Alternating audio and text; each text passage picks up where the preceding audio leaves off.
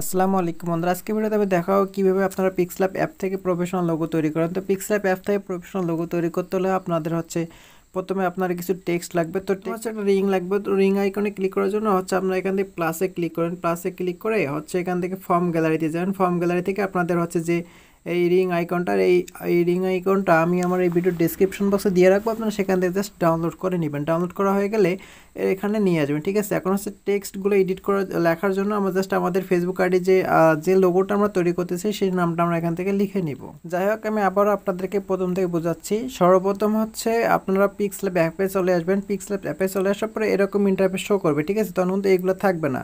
তো এগুলো নেওয়ার জন্য আপনারা প্লাস আইকনে ক্লিক করবেন। প্লাস আইকনে ক্লিক করে ফর্ম গ্যালারি থেকে জাস্ট এই রিংটা নিয়ে নেবেন।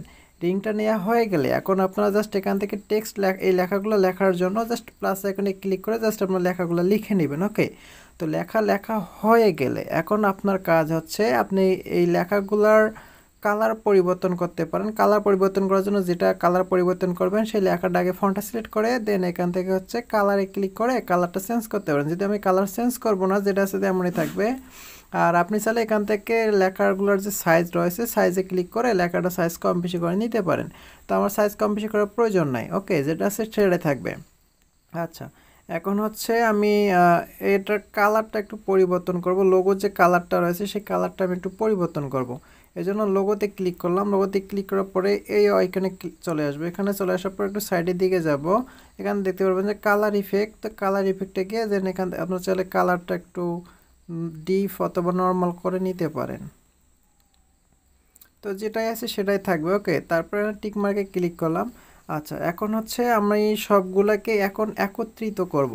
তো সমস্ত লেখাকে একত্রিত করতে হলে এই লেয়ার আইকনে ক্লিক করে দেন আপনার এই যে এই আইকনে ক্লিক করতে, এখানে ক্লিক করে পরে আবার এই মাঝখানে যে অপশন আছে সেখানে ক্লিক করবেন। তো ক্লিক করার পরে এখানে সবগুলো সিলেক্ট করে দিবেন। সিলেক্ট করে দেওয়ার পর আবার ওই যে এখানে যে মাছ আইকনের অঙ্কনটা রয়েছে এখানে ক্লিক করে পর ওকে দিবেন। ওকে দিলে হবে কি, আপনার যে লেখাগুলো রয়েছে সমস্ত কিছু কিন্তু একটাতে পরিণত হয়ে গেল। এখন এটাকে আমরা সেভ করব। এটাকে সেভ করতে হলে নিচের দিকে দেখতে পারবেন এই আইকন, এখানে ক্লিক করবেন। তারপর এই আইকনে চলে আসবেন। এখানে ক্লিক করবো, দেখতে পাচ্ছেন যে ব্যাকগ্রাউন্ডটা আমার কিন্তু রিমুভ হয়ে গেছে। এখন আমি জাস্ট এটাকে এখন আমার যে সেভ করা প্রয়োজন, সেভ করতে হলে এই আইকনে ক্লিক করবো। এখানে ক্লিক করে সেভ অ্যাস ইমেজে যাব।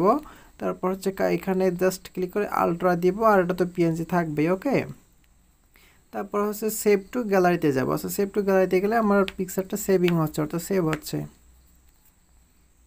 তো পিকচারটা সেভ হচ্ছে। এখন আমি আমার গ্যালারিতে যাচ্ছি। তো আমার যে গ্যালারিটা রয়েছে, তো গ্যালারি অপশনে গেলাম, যাওয়ার পরে অলে গেলাম।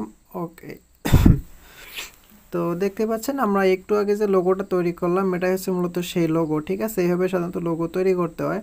তো এই ছিল আজকে ভিডিও ভালো লাগলে আমাদের ইউটিউব চ্যানেল সাবস্ক্রাইব করবেন। আপনি আমাদের ইউটিউব চ্যানেল সাবস্ক্রাইব করে দিলে আপনাকে অসংখ্য ধন্যবাদ। আপনি মুসলিম হলে অবশ্যই 5 ওয়াক্ত নামাজ পড়বেন। আল্লাহ হাফেজ।